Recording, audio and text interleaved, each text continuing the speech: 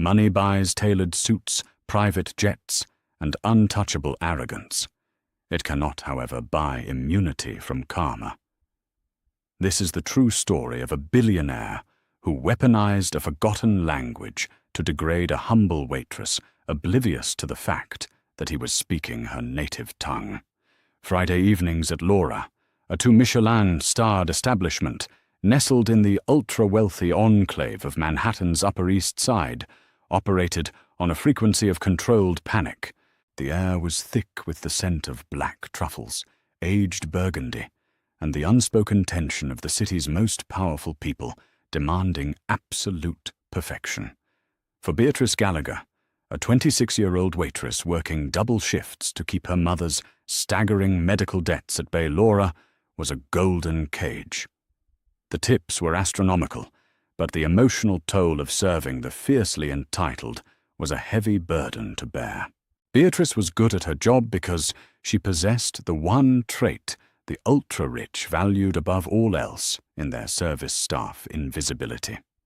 She knew how to materialize with a fresh bottle of sparkling water just as a glass was emptied, and how to vanish before her presence interrupted a lucrative corporate merger being discussed over dry-aged Wagyu. On this particular Friday, the restaurant manager, a high-strung man named Gregory, cornered Beatrice near the service station. His forehead was beaded with sweat. "Table 4.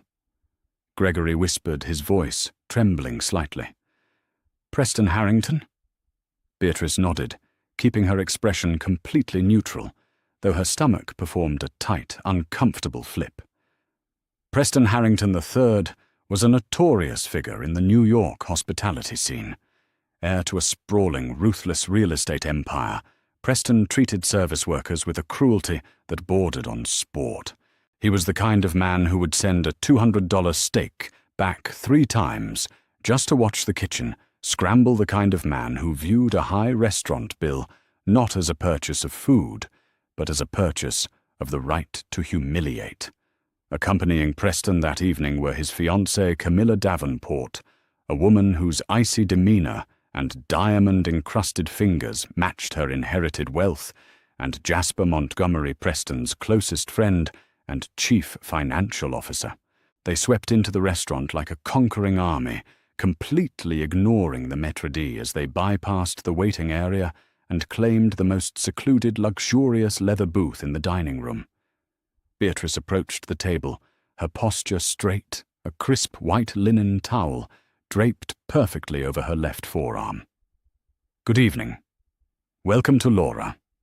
My name is Beatrice, and it will be my absolute pleasure to take care of you tonight. May I start you off with some sparkling or still water?" Preston didn't even look up from his phone. He simply raised 2 fingers in the air and gave them a dismissive flick. It was a gesture one might use to shoo away a stray dog. "Sparkling. Ice, but not too much ice. And bring the sommelier. I don't want to talk to you about wine." Preston commanded, his voice dripping with aristocratic boredom. "Right away, sir," Beatrice replied, pivoting smoothly and retreating to the service alley. She breathed in deeply, grounding herself. Just another shift, she reminded herself. Just another spoiled man. When she returned to pour the water, she found Preston, Camilla, and Jasper deep in conversation. But they weren't speaking English. They weren't speaking French, Italian, or any of the standard languages of international business. They were speaking Romansh.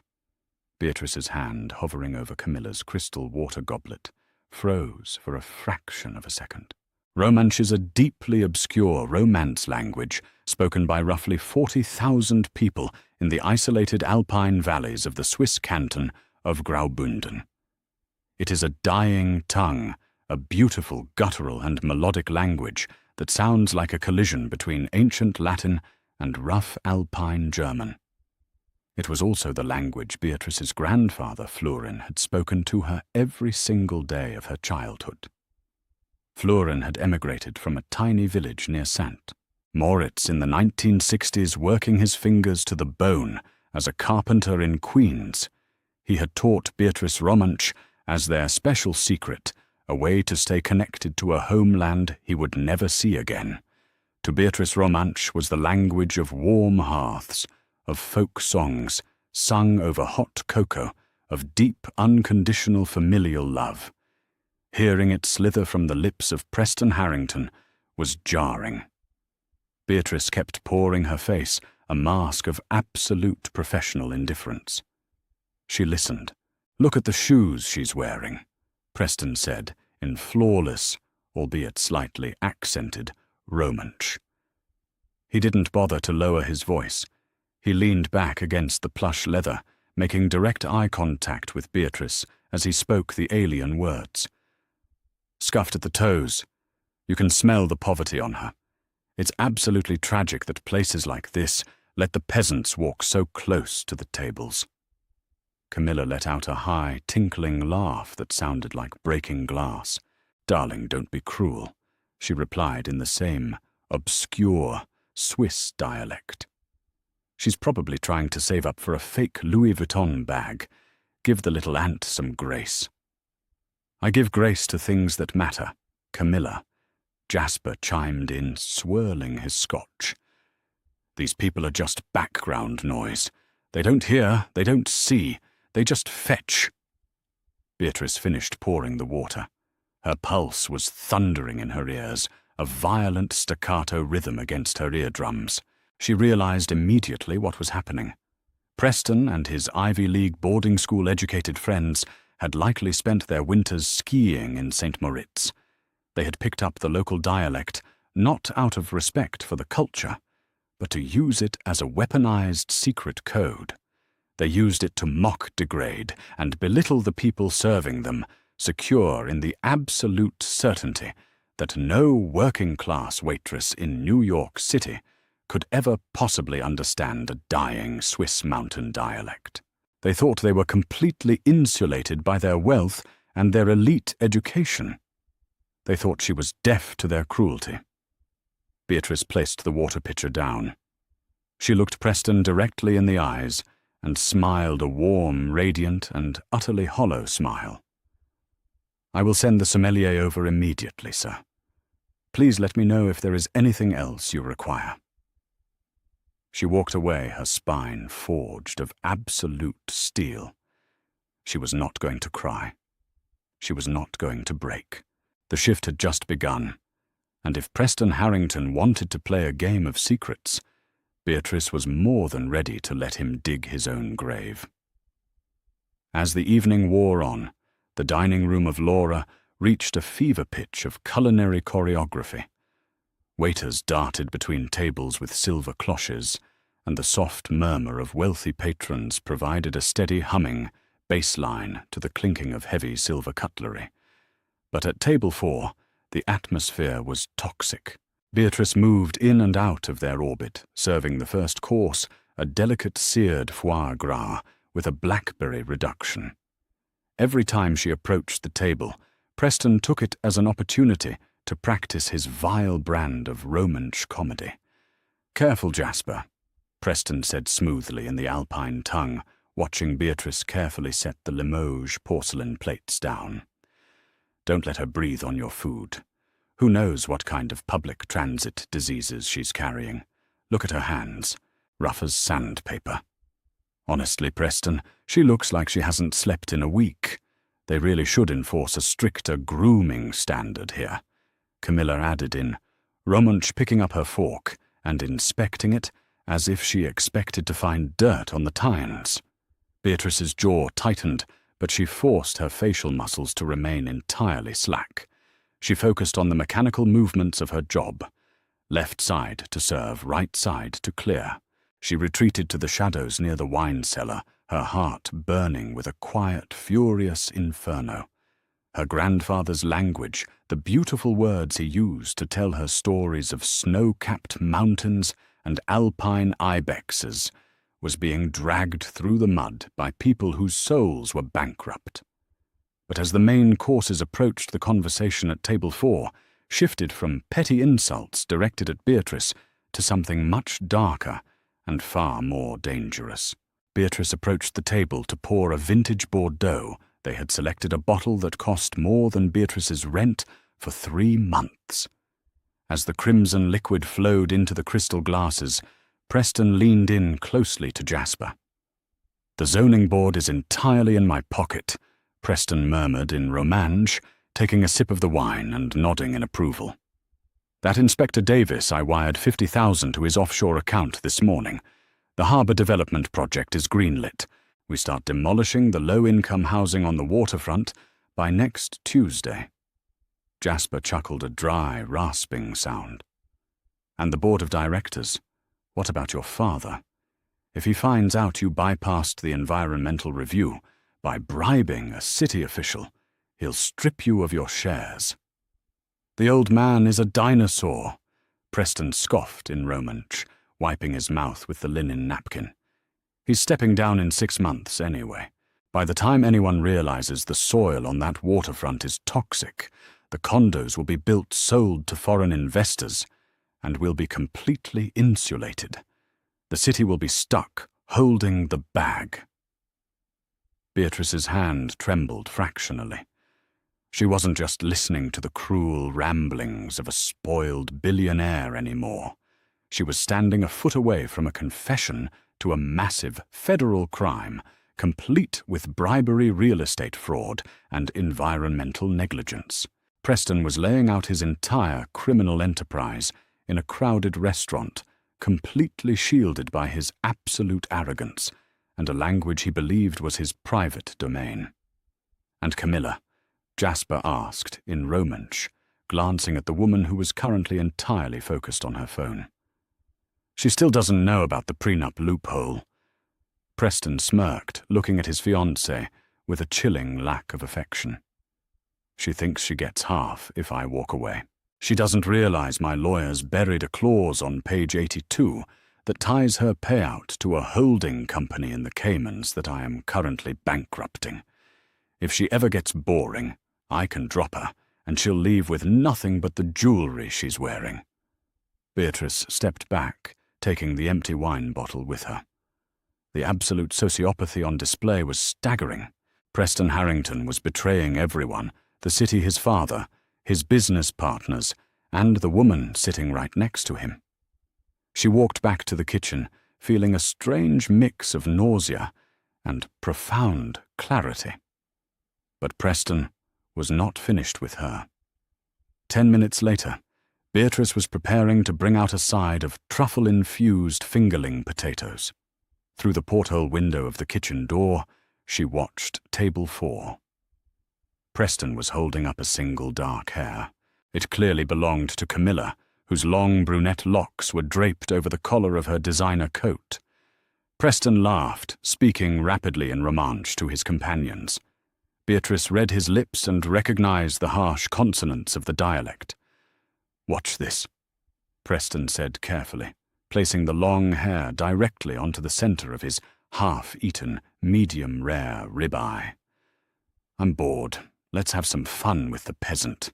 I'm going to make a massive scene, get this entire $1,000 meal comped, and demand that the manager fire her on the spot. It's always amusing watching them beg for their minimum wage jobs." Camilla giggled. Jasper smirked and raised his glass in a toast to Preston's cruelty. Beatrice felt the blood drain from her face, leaving her entirely cold. This wasn't just a matter of enduring verbal abuse anymore. This man was actively, intentionally plotting to destroy her livelihood for the sheer entertainment value of watching her suffer. If she lost this job, her mother's treatment would stop. They would be evicted. Preston was playing with her life as if it were a cheap toy he wanted to break out of boredom. She turned sharply and walked into the manager's office. Gregory was looking over the nightly receipts, looking stressed. "Gregory, we have a problem at table 4, Beatrice said, her voice eerily calm. Gregory's head snapped up. What did you do? I told you. Beatrice Harrington is a VIP. His family owns half the commercial real estate on this block." "I didn't do anything," Beatrice replied, keeping her voice steady. "But Preston Harrington, just planted a hair from his fiancée's head onto his steak. He is about to call you over, demand our meal be comped, and demand that you fire me. I am warning you before he does it." Gregory paled. He stood up, pacing behind his small desk. "Are you sure? How could you possibly know that? Did you hear him say it?" "I heard him," Beatrice said firmly. "Look, Beatrice," Gregory stammered, refusing to meet her eyes. "If Mr. Harrington says there was a hair in his food, there was a hair in his food. We comp the meal. It's standard procedure. We can't accuse him of lying." "And the part where he demands you fire me?" She pressed. Gregory looked at the floor. "You can take the rest of the week off. We'll talk about your future here on Monday. I have to protect the restaurant, B. I'm sorry. You know how powerful these people are." Beatrice stared at the manager. In that moment, she realized the devastating truth of the world she worked in. The rules did not apply to men like Preston. The system was designed to protect them, to coddle their worst impulses, and to sacrifice people like Beatrice without a second thought. Gregory was too terrified of losing his own job to stand up for her. She was entirely alone. But as the fear washed over her, it was quickly replaced by something else. Something hot, sharp, and brilliantly clear. It was the memory of her grandfather, a man who had built a life with his bare hands, a man of profound dignity, who bowed to no one. She didn't need Gregory to protect her. She didn't need anyone's permission to defend her own dignity. "Never mind, Gregory," Beatrice said quietly. "I'll handle table 4. Before the manager could protest, Beatrice grabbed her silver serving tray, squared her shoulders, and walked out of the kitchen doors. The dining room lights seemed to catch the determination in her eyes. She marched directly toward the VIP booth, where Preston Harrington was just raising his hand, his mouth open, preparing to shout for a manager. He was expecting a terrified, subservient waitress. He had no idea what was about to hit him.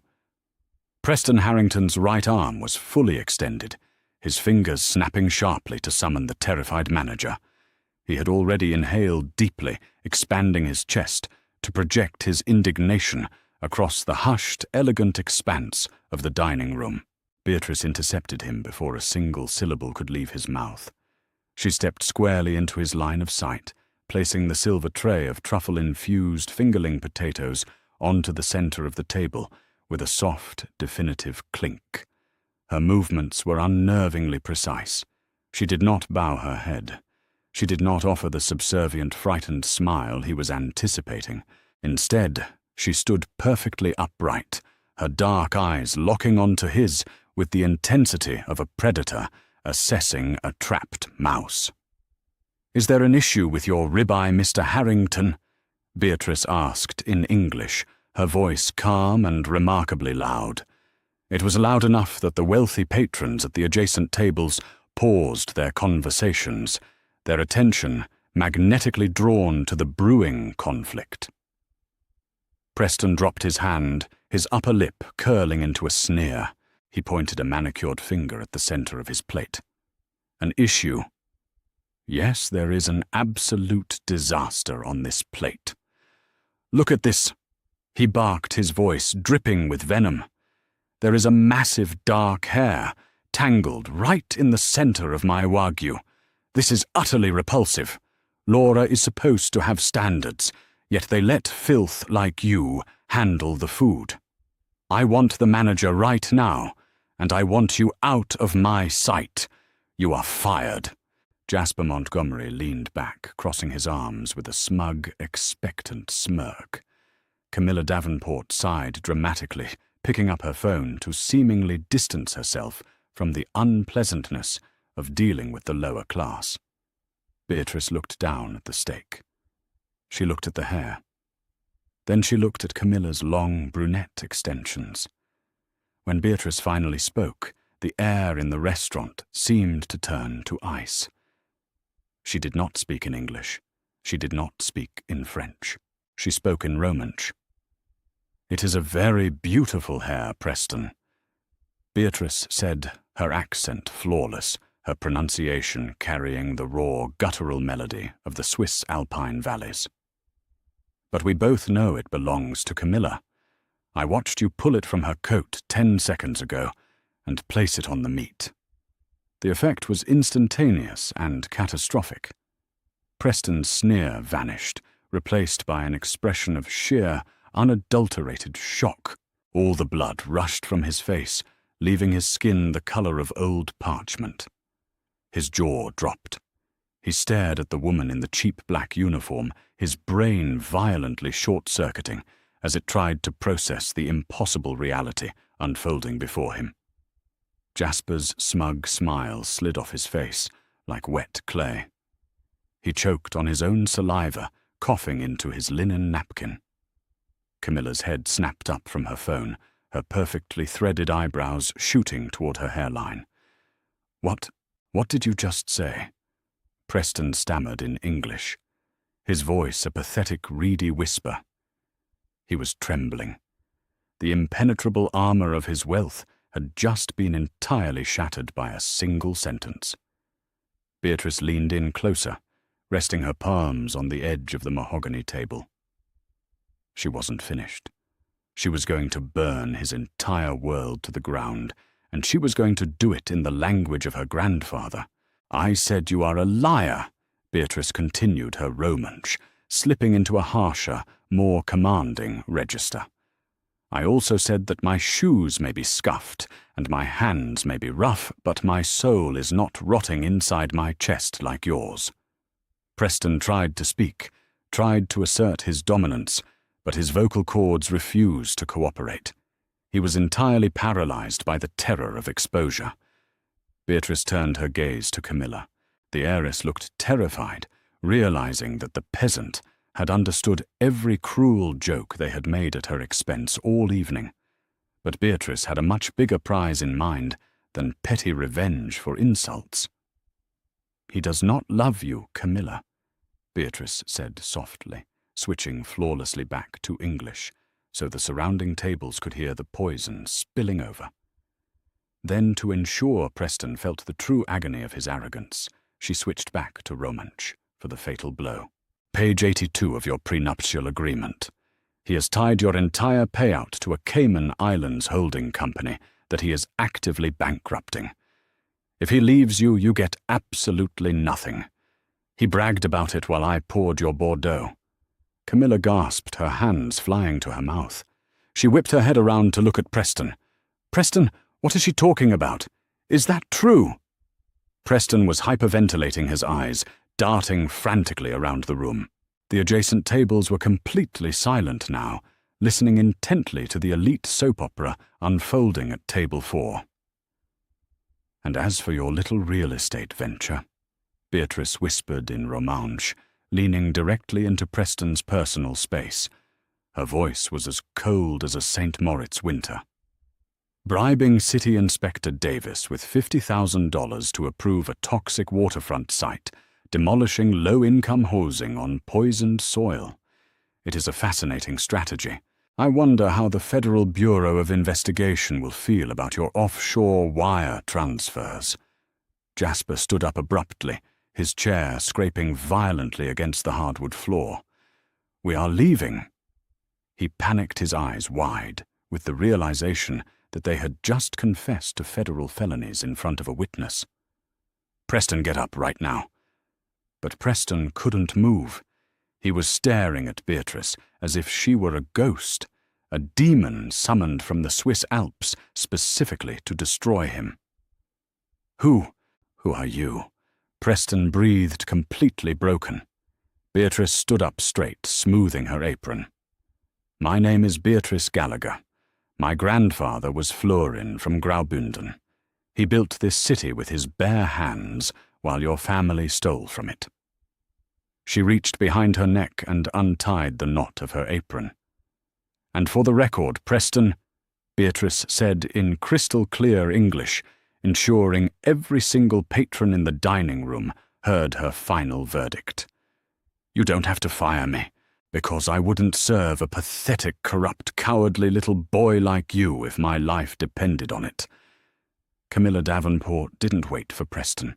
She grabbed her diamond-studded clutch, threw her glass of vintage Bordeaux directly into Preston's lap, and stormed out of the restaurant, her heels clicking furiously against the floor.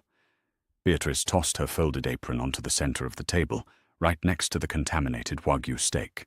She turned her back on the ruined billionaire and walked out of the dining room. Nobody stopped her. Even Gregory, the manager, stood frozen by the hostess. Stand utterly speechless. Walking out of Laura into the crisp Manhattan night air was the most liberating experience of Beatrice's life, but she knew the battle was not entirely over. Preston Harrington was a wounded animal with limitless resources, and wounded animals lash out. If she simply went home, he would use his money to bury her, to discredit her, or worse. She needed a shield, and she needed an offensive strike. Sitting on a park bench on Fifth Avenue, adrenaline coursing through her veins, Beatrice pulled out her smartphone. She didn't call the police. Local precincts were too easily swayed by the Harrington family lawyers. Instead, she opened a browser and searched for the United States Securities and Exchange Commission whistleblower office. She also searched for Richard Brooks, a notoriously aggressive investigative journalist for the Wall Street Journal, who had built his career taking down corrupt New York developers. She drafted a meticulous, detailed email to Brooks. She outlined exactly what she had heard the name of Inspector Davis, the exact amount of the bribe, $50,000, the specific waterfront project, the toxic soil cover-up, and the use of offshore Cayman accounts. She noted the time, the date, and the fact that Jasper Montgomery, CFO of Harrington Enterprises, was a direct witness to the confession. She hit send. The ensuing fallout was not just a scandal, it was an absolute financial massacre. Richard Brooks did not ignore the email. The level of specific detail Beatrice provided allowed him to pull public zoning records, cross-reference offshore shell companies, and corner City Inspector Davis. Davis, a weak-willed bureaucrat terrified of federal prison time, folded in less than 48 hours, confessing to accepting the wire transfer from Preston Harrington's shell company. 3 days after the incident at Laura, federal agents raided the corporate headquarters of Harrington Enterprises. Preston Harrington was arrested in the lobby of his luxury penthouse building, handcuffed in front of his wealthy neighbors, his face splashed across the front page of every major newspaper in the country. The charges were staggering wire fraud, bribery of a public official, and conspiracy to commit environmental crimes. His father, Preston Harrington II, a ruthless patriarch who valued the family name above all else, immediately convened an emergency board meeting. Preston was completely stripped of his shares, removed from his position as CEO, and publicly disowned by the corporation to save the company's stock price. Camilla Davenport, true to Beatrice's warning, hired the most vicious divorce attorneys in Manhattan. She used the public scandal to invalidate the prenuptial agreement on the grounds of fraud, securing a massive settlement before Preston's assets could be entirely frozen by the federal government. As for Beatrice, the universe rewarded her courage in a way she never anticipated, because her information directly led to the SEC uncovering massive corporate fraud and the halting of a deeply illegal real estate development. She officially qualified for the SEC Whistleblower Reward Program. It took 8 months of legal red tape depositions and anxious waiting, but when the dust finally settled and the fines were levied against Harrington Enterprises, Beatrice received a percentage of the recovered penalties. The check was for $2.4 million. She paid off her mother's medical debts in a single afternoon. She moved them out of their cramped apartment and bought a beautiful sunlit house in upstate New York, far away from the toxic hustle of the elite service industry. One quiet Sunday morning, sitting on her new porch with a cup of hot coffee, Beatrice looked out at the rolling hills. They weren't the snow-capped peaks of the Swiss Alps, but they were peaceful. She smiled, thinking of Florin. Her grandfather had left her nothing in terms of financial wealth, but he had given her a secret weapon, a beautiful dying language that she had used to slay a dragon. Money could buy many things, but it could never buy the absolute power of knowing exactly who you are and exactly where you come from. If you loved this incredible story of karma, justice, and the ultimate payback, please hit that like button right now. Share this video with anyone who needs a reminder that arrogance always has a price.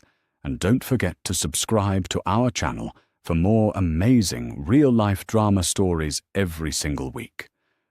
Drop a comment below. What would you have done if you were in Beatrice's shoes? See you in the next video.